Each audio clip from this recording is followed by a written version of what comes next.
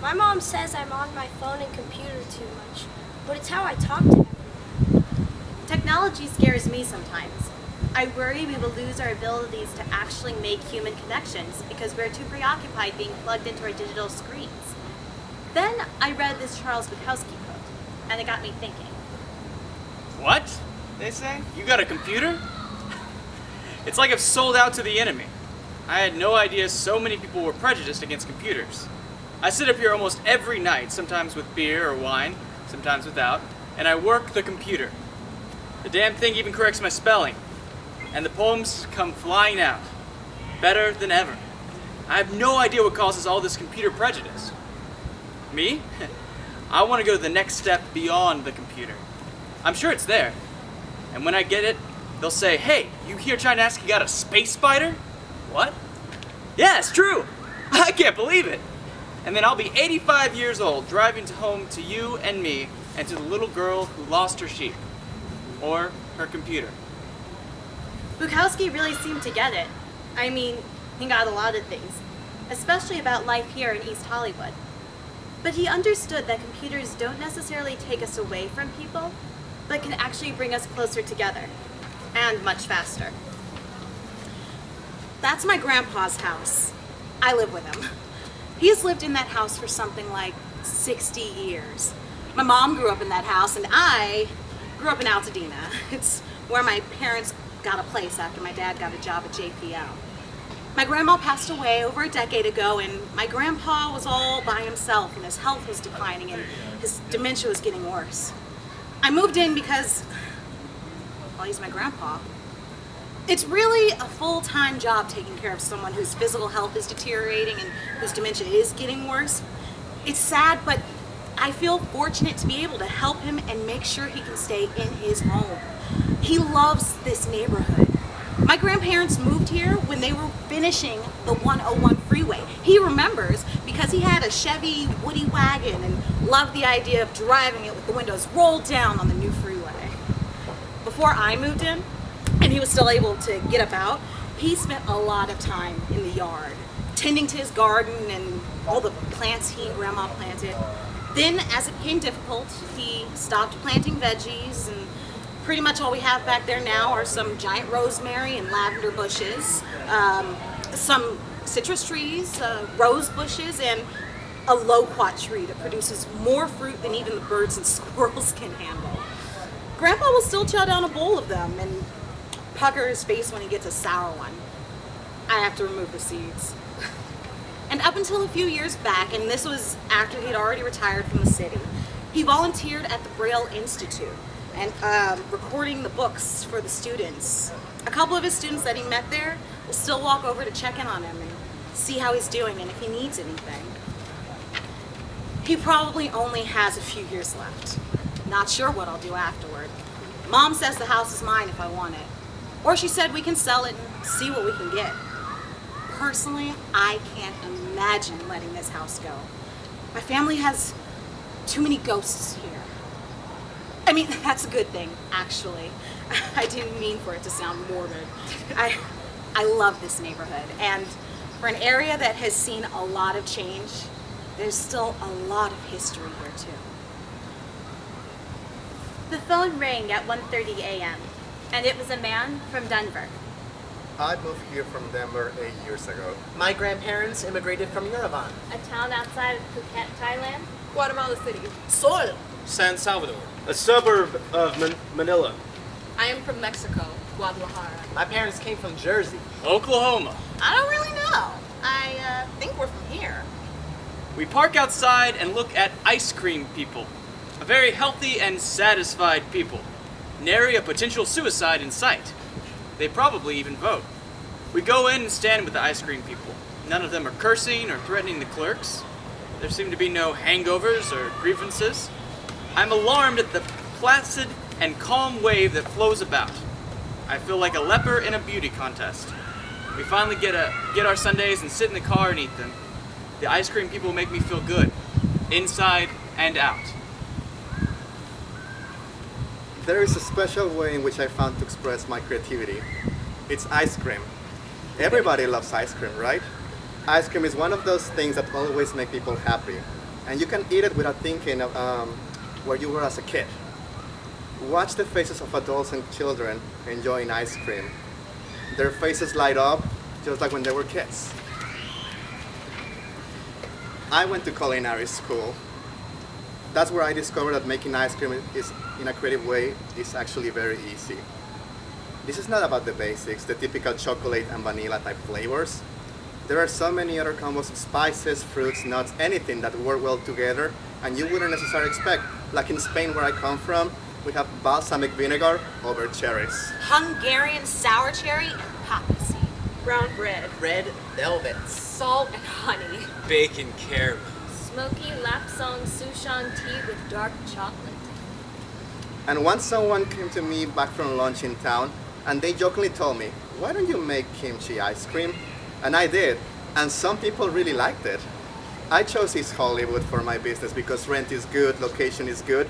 The fact that my shop is next to college, that's just a benefit. I figured there was an audience already. This neighborhood is in flux, and that is something I could be part of, have an effect on. At first I lived in Orange County, and then I made the move into the neighborhood, up the street from Scoops. I went for a 3-minute walk versus a 90-minute drive. The neighborhood has changed a lot over the years. I don't think I had a lot to do with it, but people say I helped others take risks. They say I gave them the courage to open their own business, but I believe they already had that spirit in them. He never did any advertising, refused the many offers to franchise despite the money it would bring him. It's a community that was created. That cannot be bought. Ice cream is limitless. He said, I was working in Hollywood when Faulkner was working in Hollywood, and he was the worst. He was too drunk to stand up at the end of the afternoon, so I had to help him get into the taxi day after day after day. But when he left Hollywood, I stayed on. And while I didn't drink like that, maybe I should have. I might have had the guts then to follow him and get the hell out of here. I told him, you write as well as Faulkner. You mean that? He asked from the hospital bed, smiling. There's a metro stop I take every day on the corner of Vermont and Sunset. It's right between the Kaiser and Children's. I know there's a lot of people sick in there. But sometimes when I walk past, I think of all the people getting better too. And the life. All the babies being born here. I mean, how many babies are delivered here every day? Hundreds? No clue. But I'm guessing there's a lot of them. And sure, their birth certificates will say Los Angeles, but specifically, they were born here in East Hollywood. This is the very first place their stories begin. And meanwhile, we're all just commuting, just passing through. But this is the starting line for them. And the drivers blasting their horns stuck in rush hour traffic, maybe that's like a starter pistol. On your marks, get set. Anyway, the bus eventually arrives, and before I hop on the local, that's what goes through my mind. Each person is only given so many evenings, and each wasted evening is a gross violation against the natural course of your only life. I'm a student at LACC. I'm not sure what I want my major to be yet. I'm just trying to get some gen eds done right now. But what I really love about going to school here is the stuff that I get to do in East Hollywood. I like to go out and dance and eat and yes, have a drink or two. Well, I'm not quite legal to drink yet, but I do have my older sister's ID. No, just kidding. I do have a couple of favorite places nearby. They play live music and have great cocktails, and I get to dance. These kids at USC and UCLA aren't close to the bars like this. It's really the best part about college, if you ask me, and, all the extracurricular part, It's better to do a dull thing with style than a dangerous thing without it. I'm the owner and creator of my own shop on Fountain. I make Western-themed furniture, recycled handmade American goods. I'm doing my part to help the economy of my fellow Americans. And I know lots of crafty Americans, so that helps. My crafty Americans are also artsy, so my shop is still a shop, but it also doubles as a gallery, which is awesome. I love this whole Hollywood East area. I know all the little old ladies, and the kids, and the dogs, and the people come in, and it's such a nice family vibe. I think they think I'm crazy, but I'm just, out walking my dog in my own little bubble, and they look out for me. One time I had pneumonia, and all the old ladies who didn't speak much English were all worried I was closing my shop, but I was just sick and needed some time. One lady even brought me soup. It's a community. People think this neighborhood is rough and tumble, but I haven't seen it. There are sketches on the walls of men and women and ducks. And outside, a large green bus swerves through traffic like insanity sprung from a waving line. I'm going to do her portrait on the 28th, while you work. As an art teacher at the Barnesdale Art Park, I believe it's important to foster a love for art and nature. In this space, we celebrate the experience of the natural beauty around us, as well as the beauty we create. I'm always encouraging my students to foster and support the plants that are native to the area. They're good for this area because they need less water and thrive naturally. It's the beauty that was meant to be here. Manzanitas. Sages. California poppies. Sedges. Native lilacs. California bay trees. Black walnuts. Mallows. Desert wild grapes. Agaves. And yuccas. No palm trees, though. There's only one that is native, Washingtonia folifera. I rejoice in the use of nature in our artwork. In the summer of '95, the young artists of the Barnesdale Junior Art Camp created a mural outside our studio walls. The colors on the canvas were created with spices: turmeric, curry, paprika, parsley powder, cinnamon, and flaxseed. The children studied cave paintings and symbols from around the world and then created their own. We also looked at graffiti and came to understand that all people, ancient and contemporary, yearn to leave their mark. Everyone needs to say I am, and I am East Hollywood. Purple does something strange to me. An intellectual says a simple thing in a hard way. An artist says a hard thing in a simple way. I love to picnic up on the hill outside the Hollyhock house. It's my secret place. Well, okay, it's not that secret because others know about it, but not many. That's why it is never too crowded. It is also always about 10 degrees cooler up on this little hill in the summer than the rest of LA. It's a natural science-y effect, microclimate or something. Up there I have a clear view of the observatory, Hollywood sign, the west side and downtown. And there is the Hollyhock house here, of course. It was designed by architect Frank Lloyd Wright. It has all these cool cutouts and angles in it. I don't know exactly why it's called the Hollyhock house, but for some reason it makes me think of Audrey Hepburn in Breakfast at Tiffany's. You know, because she played Holly Golightly.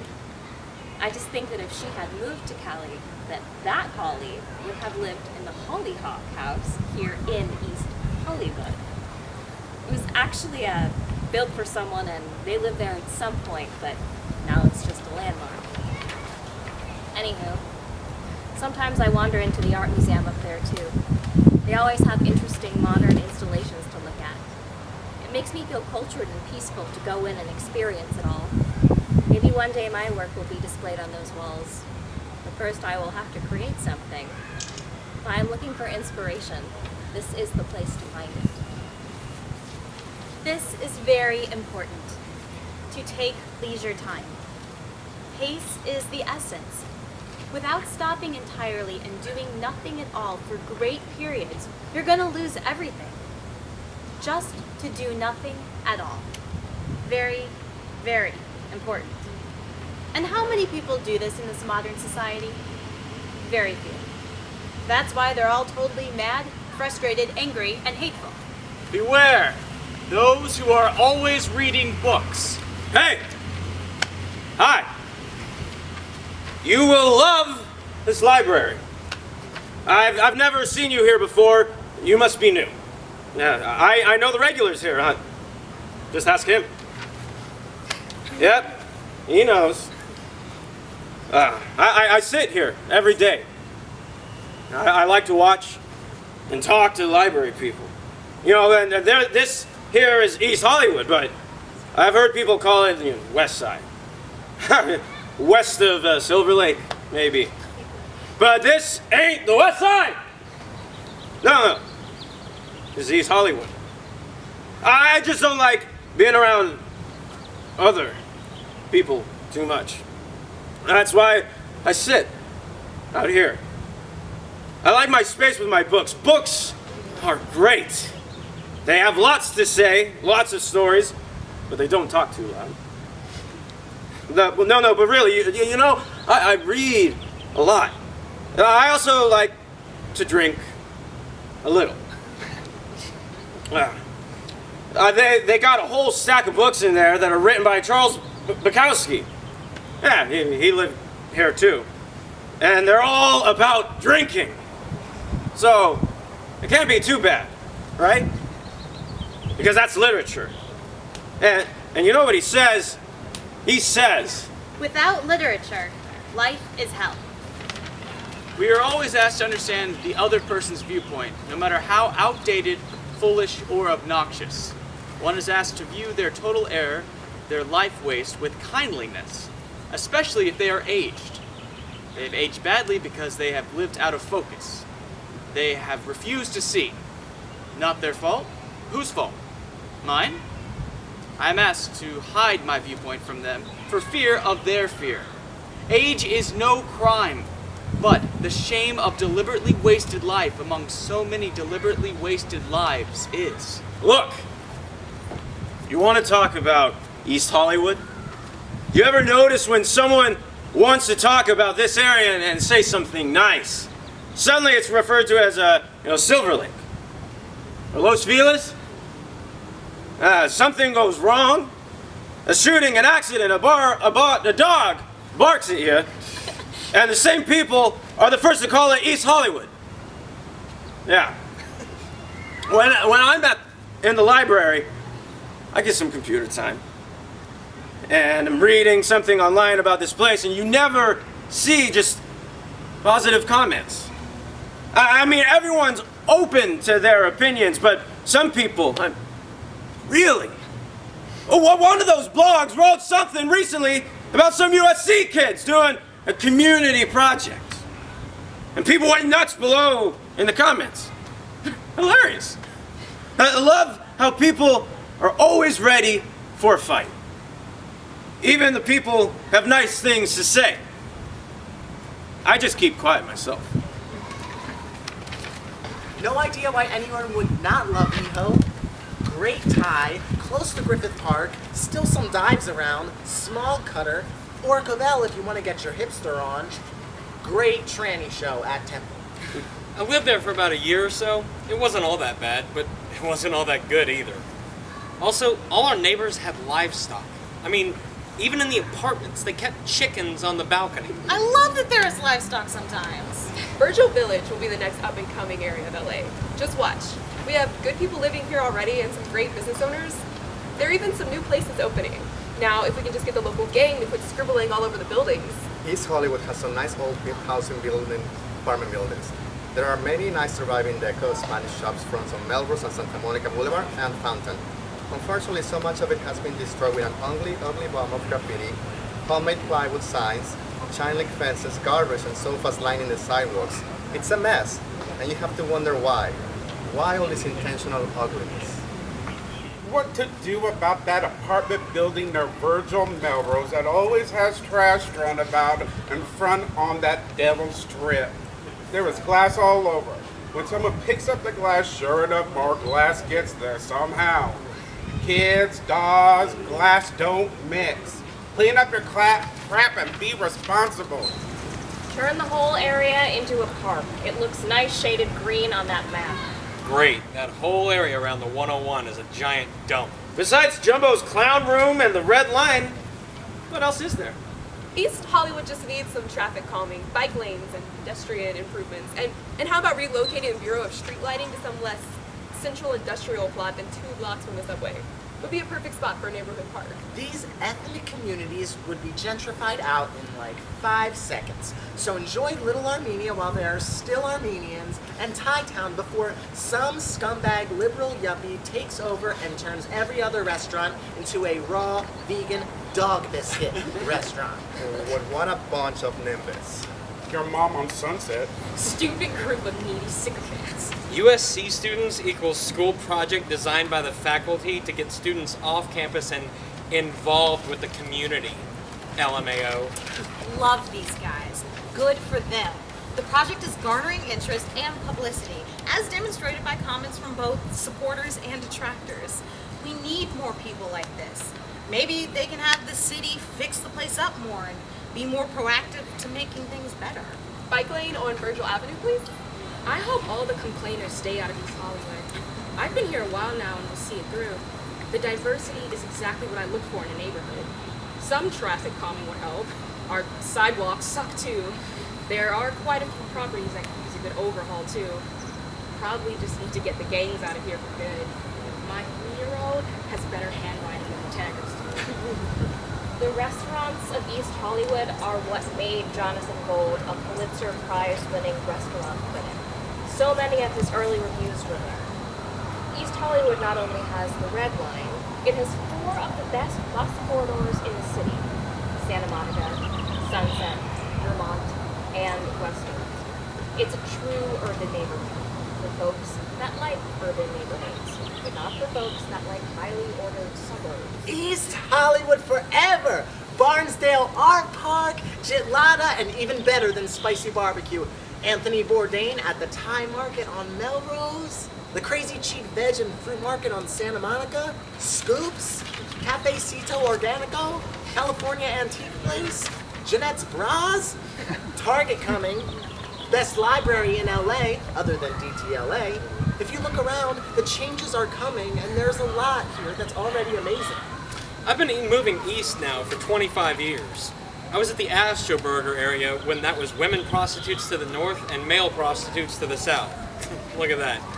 I own an East Hollywood now because it's affordable and it's central with projects like this one. It will be as cute as the Grove pretty soon. The people who are calling it a dump now are the ones who will be complaining about how expensive it is later. But that's all they ever do. Bitch, moan, and bitch and moan that they missed out. You know, if you want to be part of the solution and get into the housing market, EHO is an amazing opportunity. It's going to take time, but I know it will be just as good as everything else I watch change when people put their mind to it. We are like roses that have never bothered to bloom when we should have bloomed, and it is as if the sun has become disgusted with waiting. The free soul is rare, but you know it when you see it. Basically, because you feel good. Very good. When you are near or with them. When I first moved to LA, I lived in West Hollywood. I grew up in the rural Midwest. Not a lot of crime or traffic or graffiti or reported gang activity happening there. I liked living in WeHo because I knew what to expect from the majority of the people who lived there. They were clean and, well, there were lots of other gay folks. I felt safe, protected. I started dating a guy who lived out here in East Hollywood. Honestly, and I'm a little embarrassed to admit this, but I was a little afraid of his neighborhood. I was nervous to leave my car on the street when I went over to his apartment. The streets were kind of dirtier with trash strewn about. It was grittier. Initially, being the minority for once was a bit scary. But ultimately, I grew to see it as a strength of living here. Oh yeah, I live here now. I fell in love with it and moved to this incredible neighborhood with him. He's truly incredible too.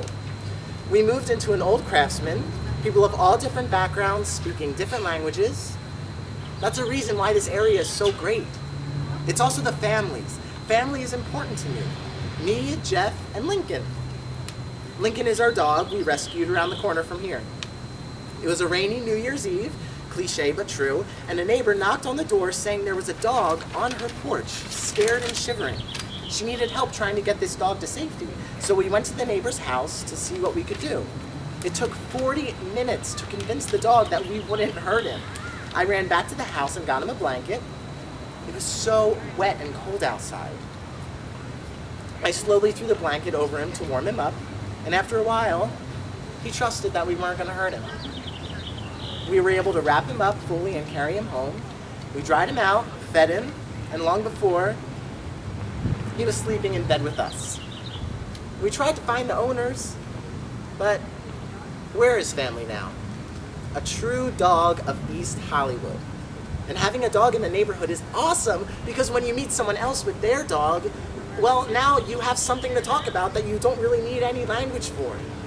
The dogs can do all the talking even if you can. Dogs and angels are not far apart. I met a genius on the train today, about 6 years old. He sat beside me, and as the train ran down the coast, we came to the ocean. And he looked at me and said, It's not pretty. Children are the most honest, haven't developed that filter yet. He thinks the ocean isn't all that because, well, his backyard is East Hollywood. He knows it is good because beyond some garbage and graffiti and occasional empty lots, he knows it's the place where he eats his birthday cake, his friends' houses where they play games, his grandma's special bakery where she picks up bread for Sunday dinners.